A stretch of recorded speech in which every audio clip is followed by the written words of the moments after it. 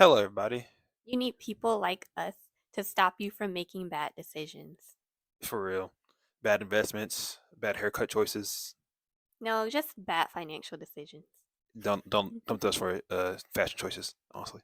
Yeah, do your research because these bad financial decisions can ruin your life. So it's Ooh, better to just make sure you're set up for success. don't lose all your money in this, folks. Yeah, let's get into it. You said a home is a terrible investment. It is a terrible investment.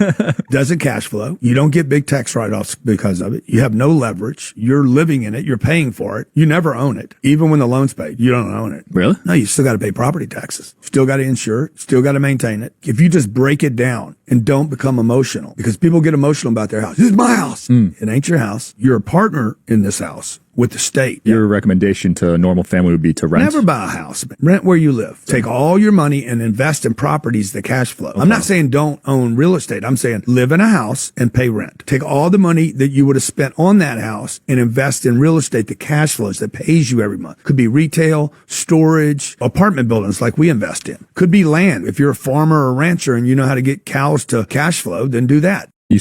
That doesn't sound like a good idea.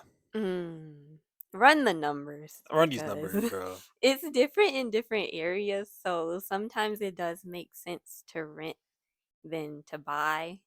But like you can't just trust everyone saying like never buy or never rent because sometimes it just doesn't make financial sense to you. A lot of people are just trying to get some their viewer counts up so they can make money off your views and stuff, and they're not trying to help you out. Yeah. I'm reading a lot of these comments right here, and they are kind of clowning, not really clowning him, but like, hey, that's dumb. My house went up in property value because it's a house and the economy is really bad, so people can't own houses. I see it both ways because that's all people ever talk about anyway when owning houses is that it appreciates and all that, but they don't talk about like all the responsibilities that you have and how much money it can actually cost in the end. So that's why you need to actually factor in all of that and see which one is best for you because it doesn't always make sense to buy a home. Yeah, I can see that. At the end of the day, I feel like it'd be you can probably do both. You buy a cheap house Yeah. and then you buy property.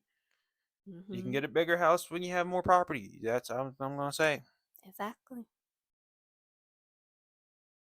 Rents are cheaper anywhere in the United States than buying. So logic would dictate, sure, why not rent? It's cheaper.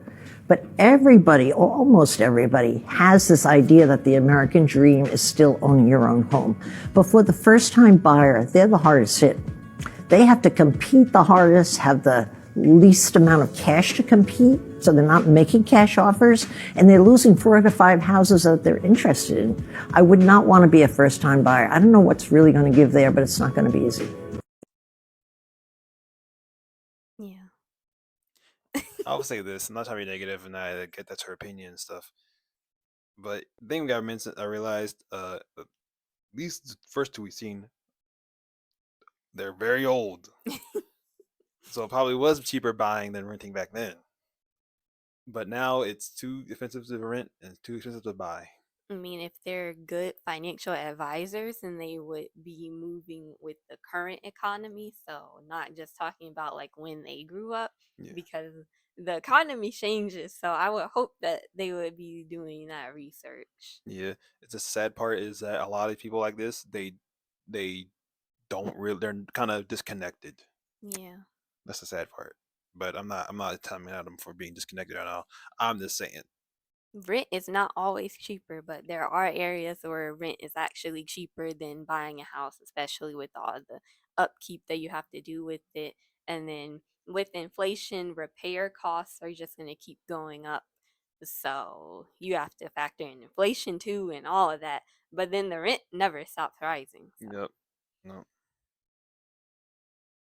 Honey Levy and her husband reached out to invest in their Fort Lauderdale neighborhood after seeing a vacant lot for sale around the corner from their home. The real estate listing advertising the lot for new construction, built to suit residential. So Levy and her husband ended up buying the property for $350,000. Levy says the plan for this lot when they bought it was to develop 2 to 3 homes, but there was a problem which she says no one ever told her about. This road used to get to the property is actually not public, meaning technically they don't have a way to access their own lot. That street belongs to the existing properties that line the narrow roadway. Bottom line, the lot is landlocked. The couple filed a lawsuit in February against the seller and real estate agent, alleging they failed to disclose critical limitations, specifically the lack of road access that would prevent development. The attorney representing both the seller and her agent told NBC6 Investigates they deny all claims made in the lawsuit. Levy shared several emails she sent to the city asking about the possibility of developing on the lot. She says she received this email after the sale from the zoning department saying,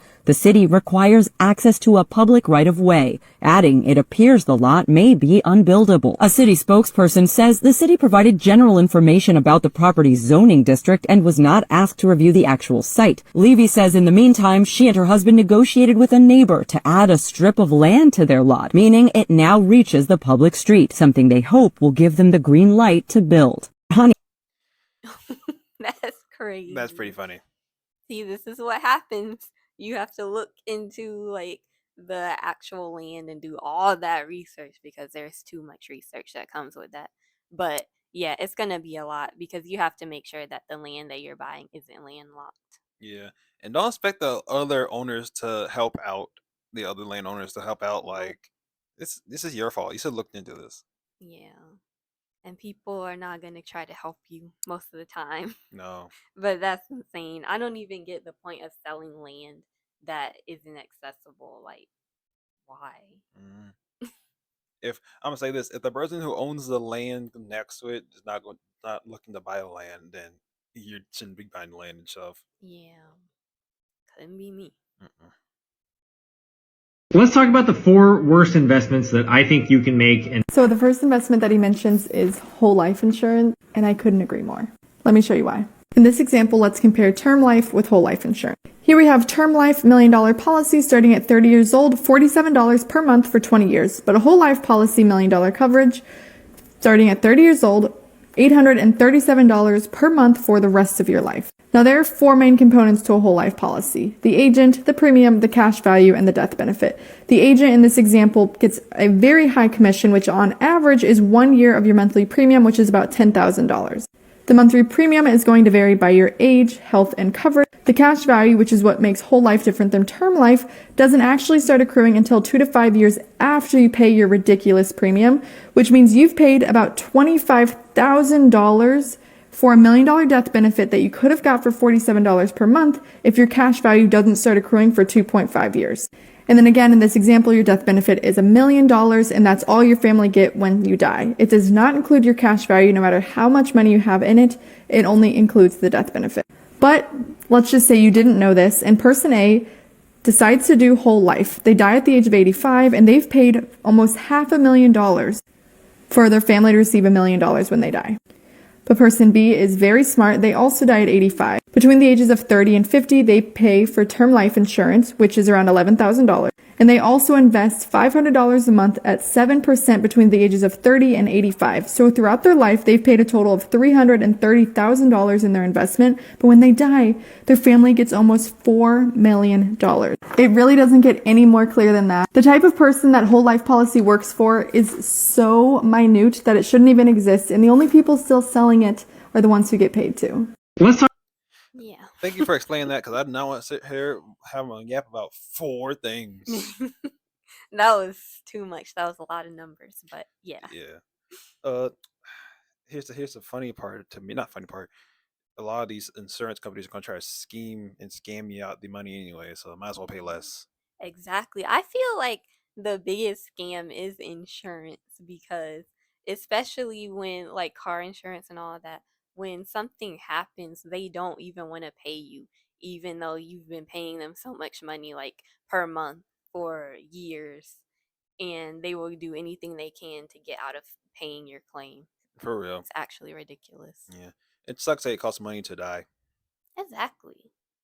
And then these insurance policies, the deductibles are so high, and then you have to deal with all the back and forth because they don't want to pay you. And just basically the coverage too is not that much for what you pay. And if you look at what you pay over like 5 or 10 years plus, it's a lot, especially when nothing happens anyway. Yeah, it truly is, and it's ridiculous. Yeah. So don't expect this stuff to help you out either. It is good to have a safeguard, a safety net, Mm. but prepare for that safety net to fall through. Yep. It was not together. Yeah. I've been actually thinking about this about 2 nights ago. I don't know why I was thinking about this, but recently I've had a spate of really bad long-term tenant experiences. One of my tenants in Baltimore, he is vacating today. He owes me more than $4,000 in back rent. I was too kind to him. He kept telling me that he was going to catch up and he would just like give me a little here and there, just like keep me online. But then at the end of the day, he's leaving me $4,000 in the hole. And I'm sure I'm going to have to fix his home. That house is having another leak. So this is what happens in real estate. You know, these are the real stories that I don't think anyone is really telling you because all the gurus are so busy trying to sell you on just doing it. When I'm like, I make like over 200,000 every single year, both in real estate and in my personal business. So I'm probably earning more than 400 grand a year. And I'm like, real estate is fucking expensive. Like you guys don't know how expensive this shit is. Every single cent that you earn goes right back into the property. Like at some point it does because these properties have upkeep costs. So for instance, that 2-family I just told you about with the leak, that one was newly renovated when I purchased it in 2016. And the situation there was the person who renovated it didn't give a shit. And they left it where now there's leaks, there's issues, there's like problems. Like this happens a lot in real estate. People will fix and flip and sell to your ass, selling you the dream, and you're stuck with the shit bag. And you know, like, and the other tenant, I just showed you guys that video, you know, she just left things in a terrible condition and she left a stolen shotgun on my kitchen table that we had to hand into the police. I mean, again, just issues that you just don't think is going to happen. Just the junk removal, it was like $1,000. Like that's the labor cost when you don't live in the area. And since I invest out of state, like I have to pay people to do all of this stuff. And if you weren't paying people, you would have to do it yourself. So either way, it's time, energy, and value that it takes to fix properties, get it up and running. And then people are like, well, buy a nice house with nice tenants then. Well, that shit's expensive. It's like $400,000 to $500,000. So again, like that doesn't even make sense. Are you going to rent the home for more than $5,000 to be worth your freaking effort? Because a roof leak is, there you go, a couple hundred right there, bam. Then if you need to fix the roof, that's a $10,000 bill, you know, like, so I don't think most people understand being a real estate investor right now has never been worse. The costs of goods are going up. Inflation is rising, outpacing rental yield. Tenants are causing damages more than ever. Policy is moving against small-time landlords. It's moving against landlords more and more. The government cannot handle the amount of homelessness, and they need landlords to take on that responsibility. It's a bad I'm not trying to be that guy, but I don't care. Dang.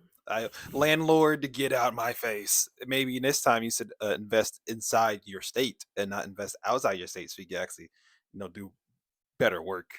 This is very enlightening because I only ever hear complaints from renters and not landlords. But yeah, I can see where she's coming from because this is exactly why if I'm going to invest in real estate, I feel like I would just do like the real estate stocks. Yeah. Even though that's risky too, but you don't have to deal with all this other stuff. And then with the interest that you make on all of that, you actually get to keep all of it rather than putting it back into the house because things are going to constantly break in the house. And you have to be worried about if the tenant is going to destroy your property and then have to do all these lawsuits if anything goes wrong. And yeah, it's not for me.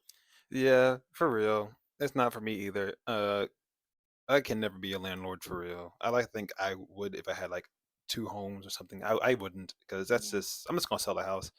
Also, oh man, it costs a lot to be a landlord, but I make $400,000 a year. It costs $10,000 to fix a house. Maybe you should go down there and check and make sure your guy isn't a schemer. That's your own fault. I have no sympathy for you. Well, sometimes it's not their fault because they do the background checks and all of that Yeah, to make sure the person looks good, and then they do, but then they turn out to destroy everything and then be a horrible person, yeah. He has lawsuit money. I guess. But The lawsuits are not fun, rather, no matter how much money you have. For real. Here's the thing I gotta say: don't if you're gonna invest, don't invest out of state. Yeah. Invest where you can go. You gotta be able to see with your own eyes. Yeah, and it just seems like for the average person that's not making $400,000 a year, like when they are a landlord and they have to rack up like a bunch of debt to even do all of this because maybe they go to live in another house and have a mortgage on that one too. But then they have you paying off the mortgage on the house that you're living in now. Yeah. And it's just, what if something goes wrong? Then you're stuck paying two mortgages. And This is why I'm saying like it should not be legal for someone with a mortgage to buy another house yeah, unless they gotta transfer the stuff from the mortgage over to that house. There should not be two mortgages. I should not be paying your mortgage. I own this house at this point. dang. I'm paying for the house. It's my house now. Yeah, it's complicated. I think people look for rental properties too soon. Unless you are making a ton of money with your earned income, your active income, buying rental properties in the beginning is just not gonna help. You're gonna take forever to scale. Like I mentioned, I don't want to flip forever because I know this is not a long-term strategy. But for me, it's I'm using this to build up capital, and then that capital I will use to invest in more like long-term assets, like my apartment buildings that I have. Right? Those are great. Those continue to pay me. I agree. Don't smoke cigars or sit in weird looking chairs. You make it look weird. He looks like a bad guy from like a finance crime movie. No, for real, he's a villain. What the heck? See, this is what everyone's saying.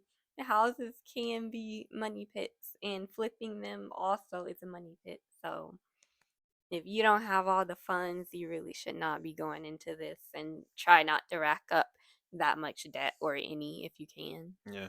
Who was it? It was like either a rapper or like a streamer. They said your 9 to 5 funds your dreams and your inhibitions and your investments. Mm. Don't be trying to do this just because you got money and like it's Mhm. gonna make you fast money because that's a lie. Fast money is not real. It's always been a lie. It would never not be a lie. This is gonna be hard work and you just can't be wasting your money on it, especially in this economy. Yeah, and even if you have so much money saved up to do this, it's all gonna be gone really fast, even if it's $1 million, because houses are expensive, Yep. and then all the stuff you have to pay for, it's just a lot. So it's not as easy as it sounds. And with interest rates being as high as they are, and then not knowing if it's going to be low or high like next year, and after that, it's just a lot of risk. So you have to be prepared. For real. So let's be careful. Yeah. Be wary and wait. Let's wait because because I don't think house flipping is even doing that good right now, is it? Because no one can buy homes, Yeah. so there's no one really making much money off the investment anymore. Everybody's struggling. But nobody is on your side. The insurance people are not on your side. Nope. The realtors and inspectors and all of that, they're never on your side. They're just trying to get your money. Yeah. That's how it always is. I'm buying my first rental property. I'm gonna cash flow $500 a month. That's fantastic. But did you triple check your numbers? Yes, I got copies of all the bills from the owner, and I put them in the performer spreadsheet. Water and sewer? Yep. The common electric? You know it. Insurance? Come on, of course. New tax amount? Yep. Wait, new tax amount? What do you mean? Well, you're buying at a much higher price than the assessed value. The city or town's gonna want to make sure they get their real estate taxes for the new value that you created. Crap! With this new tax bill, I'm gonna have to pay $300 more a month. That means I'm only gonna cash flow $200 a month. How did you know to calculate this? Well, that's because I followed 2Guys Take on real estate. What? Huh? Okay. I don't know what to say about this. I don't know. All I'm saying, bro, is if you got the money to be flipping, you better start doing the research. And if you get schemed or scammed, I'm not trying to be mean, but my sympathy is not really there. Like you could have did something about it, especially with Bro. the amount you have. Anybody can get scammed. I know, but it's when people who have money get scammed. I'm like, eh. I mean, still. Even if you have a lot of money, though, like you don't know where that money's going because people that are wealthy like that, they have a bunch of investments. So I feel like the amount of money that they actually have in their bank account is not a lot. Yeah, it's usually not, but I'm just saying, like, Yeah, you have more resources at your disposal than most people, so yeah, that's true. you better start doing that work and looking those resources before you start doing stuff. Exactly. Do your research or you're gonna lose all of that money and wealth. For real. It's not smart to not do research. What a complete mess. Upside, I purchased it for $87,500 and it appraised for $90,000. I put 25% down, which came out to $21,875. There were additional closing costs of about $2,000, so total out-of-pocket money came to $23,875. The other $65,625 I financed at 4% for 30 years fixed. So after mortgage, property taxes, and property insurance, my payment came out to $430 a month. And with rent being $850 a month, this gave me $420 a month in profits. Now you have to deduct $989 a year or 10% for the rental property management. Take away another $297 and another $297, equaling a total 6% for future repairs and future vacancies. And now you can burn $1,800 a year paying the condo association fee. We have a grand total of $137 a month in cash flow. Are you telling me, like, landlords are also paying rent at this point? Yeah, basically. That's crazy. See, everybody got bills. Even if they're like wealthy like that and they have all this property, the bills are going to be rising too. So people aren't as wealthy as it looks like on paper. Okay, 400,000, like, 6-digit makers. Yeah, I'm typically now. Millionaires, no. Dang. Even millionaires. I don't like, care they about no have millionaires. Because most of the time, the wealthy people get like all this income from investments and other side projects and businesses, and all of that takes a lot, and it eats up a lot of their income. So that's why having businesses and investments are such big risks. Yeah. So yeah, You know, I think the issue is a lot of people are getting a false sense of what they know what they're doing because they're seeing videos about it, yeah, and they're not going to actual financial advisors to yeah. invest. Stop listening to these internet gurus. They are here to make money off of your views. Yeah, they didn't make money from that thing they told you, because if they did, they wouldn't be telling you. Yeah, most of them are trying to sell courses too, which you don't need because you can learn all of that online. You're the scam. That's what Yeah. you are the game. Or take like a college class, or like Harvard has a bunch of classes just online. Some of them are for free. You could do that instead. The masterclass, Coursera, there's so many different resources. Don't be listening to people online. Yeah, go to actual licensed or certified teachers. Tell them, like, yeah, please just do that. Yeah.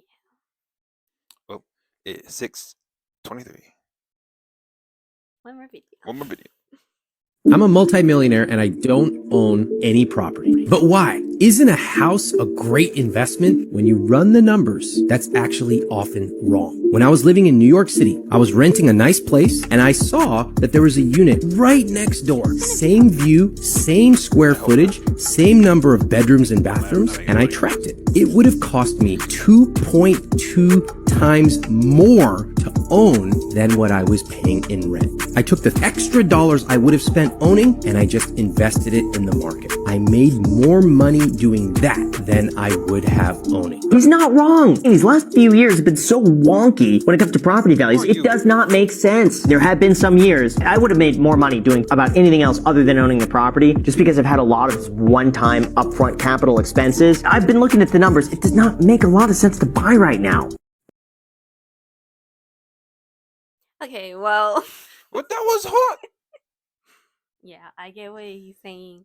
When you invest in the market, you don't have to pay for all the property expenses and deal with tenants and all of that. But yeah, if you actually want to invest in real estate, it can be good. So don't let any of this stop you. Just do your research. It's important to do that, because this is why this video is filled with so many things about houses being bad investments, because people just don't stop saying that. Yeah, I'm gonna be real, bro. If I'm going to buy a house and he's like, "Are you investing in it?" I'm punching you in the face. It's the most. This is the topic that people talk about the most. It's so annoying. It's so annoying. I'm not here to invest. I'm here to make sure I have a place to live. Yeah, so I'm investing that way in a place to live, Yeah. but I'm not investing in a way to rent it out. That's the issue. A lot of people are trying to make money out of everything.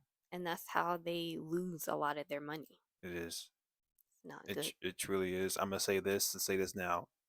Investing's a gamble. If you're gonna invest in a high yield savings account. I stole your Yes. gimmick. I stole your gimmick. High yield savings account, CDs, 401k, and Roth IRA. Those are good. That's all you need. Well, not all you need, but you probably should be trying to branch out more. But be careful and make sure you have enough money to do it. Because if you get screwed, you could be stuck in a really bad spot.